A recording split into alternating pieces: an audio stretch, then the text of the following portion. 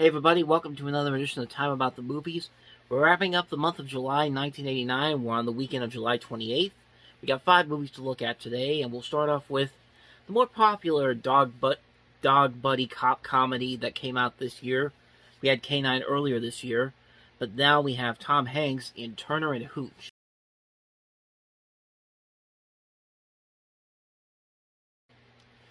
Turner and Hooch, of course, comes a year after Tom Hanks broke out big time with the movie Big. I think this was probably his 3rd or 4th film since then. I think he had Punchline in '88, he had The Burbs earlier this year, and now he has Turner and Hooch here. And, you know, comparing this to K-9, this is definitely the better movie, largely because you got Tom Hanks in here, and I think Tom Hanks obviously is a better actor than Jim Belushi. But I like his chemistry with the dog in this movie. It's a very generic, very silly comedy that you kind of see where it's going to go. It has a lot of similarities to K-9 in terms of its plot and everything, but I think it does this job a little bit better than K-9 does, and I think that works because you have Tom Hanks here instead of Jim Belushi, and you like their chemistry, the chemistry between Hanks and the dog in this one better than you do with the dog in K-9 and Jim Belushi.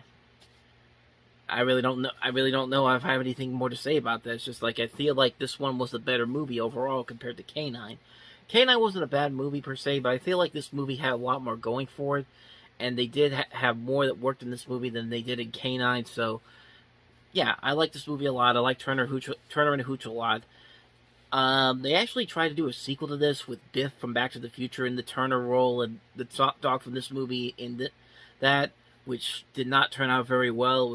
It was like an NBC TV pilot, and then you never heard of it again. And after that, but they did do the recent show on Disney Plus, with Josh Peck, and I gotta admit, it was actually pretty fun. It was a pretty fun show. Unfortunately, I don't think it's gonna get another season, which is a shame because I feel like I thought it was an overall decent show, and I think they could have really upped the game with another season. But hey, we got that show on Disney Plus that works well, and this movie works well enough as it is. Those are my real honest thoughts on Turner and Hooch. There's nothing really more to say about it. It doesn't really do anything that's groundbreaking or anything, but it is still a very enjoyable movie. So, let's move on to the next movie, and that is Friday the 13th, Part 8, Jason Takes Manhattan.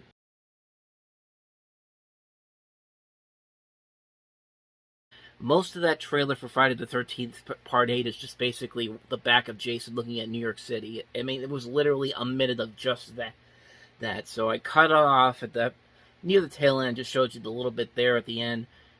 And honestly, that's pretty much the best way to describe the movie itself, because we don't really get to New York until the final third act of the movie.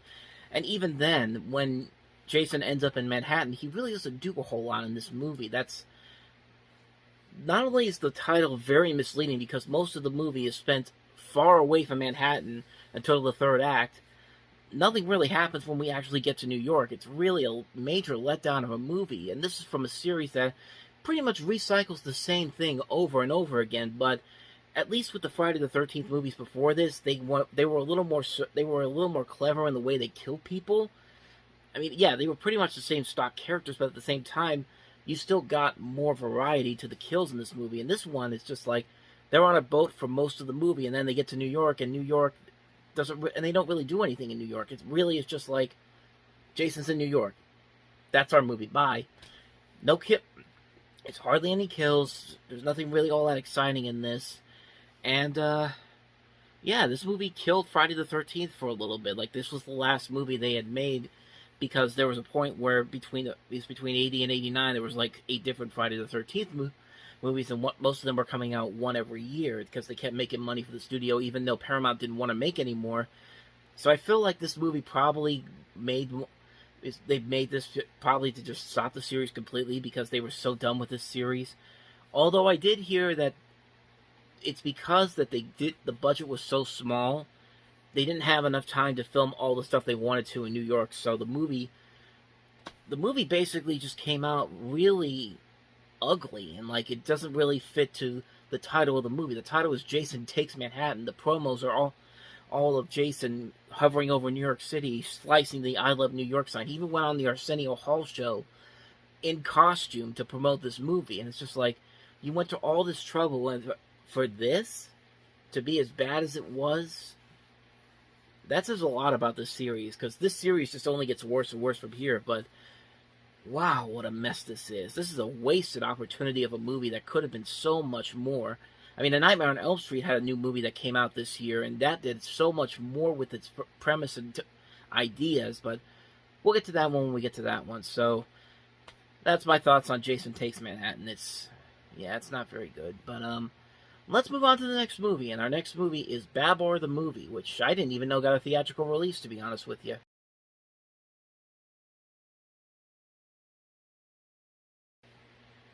Yeah, like, this is a movie I remember watching a lot when I was a little kid. We used to have the tape around my house all the time, and I used to watch it every once in a while, and yeah, I had no idea this was actually a theatrical release. Like I said, I used to watch it on video, used to watch it on the Disney Channel when it was on every once in a while.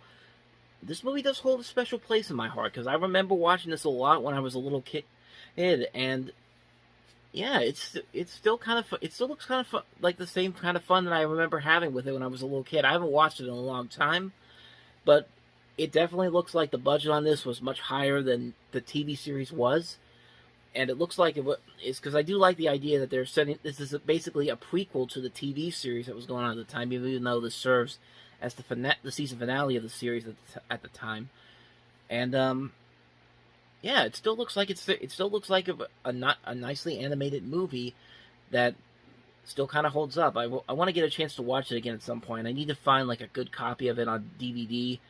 I think I can get a DVD copy of this, but it might be a little bit hard to find. But if I do find it, I'll definitely check it out again. I do remember watching this one a lot when I was a little kid, so it was nice looking back and finding that trailer again. You saw not even a trailer, but that Disney Channel promo. But that's my quick thoughts on Babar the Movie. Let's move on to the next movie, and that is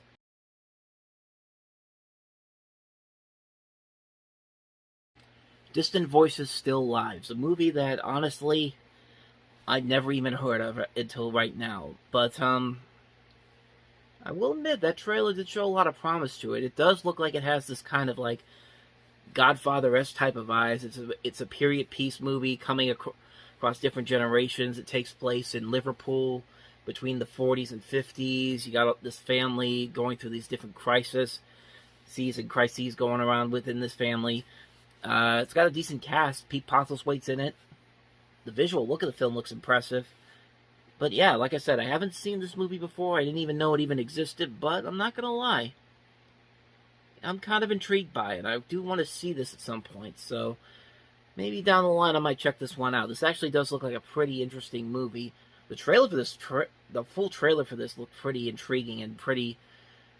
It's a weird looking trailer, but in a good kind of weird, like one that makes me go like, yeah, this is something I should definitely see at some point. So whenever I get a chance to, I definitely will try to check this movie out. Distant Voices Still Live. So that's my quick thoughts on that. Let's move on to the last movie here, and it's Catch Me If You Can. And no, this isn't the one with Leonardo DiCaprio and Tom Hanks. This is a different Catch Me If You Can.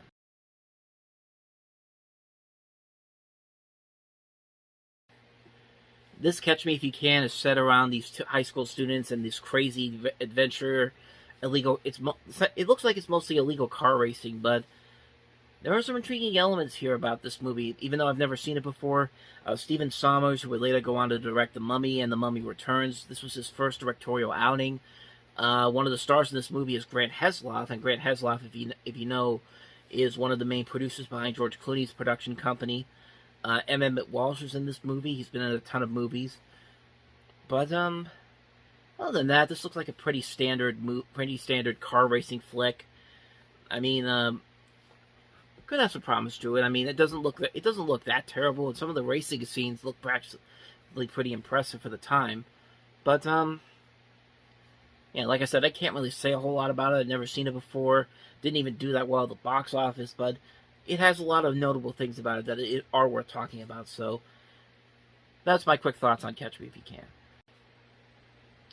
And with that said, we're going to wrap up July '89 and this episode of Time About the Movies. The next time around, we jump into August, and I can already see we've got a good list of movies to talk about, including Parenthood, which is a classic movie, Sylvester Stallone in Lockup, Young Einstein, Sex, Lies, and Videotape from Steven Soderbergh, Me and Him, The Time Guardian. So August is starting off on a good note. We'll jump into those when we get to Sunday night. Of course, tomorrow we have a new Movie Stop episode, and I'll talk about some of the things that I've got planned for the future in that episode, along with some other things as well. So I hope you definitely check that out. Thank you for watching this show, however. If you want to see more episodes like this, go ahead and hit the playlist on the next page. Check out a previous episode above. And I'll see you guys on Sunday for the new Time About the Movies. And I'll see you guys tomorrow for the new Movie Stop episode. So thank you for watching. I'll see you then. And until then, take care.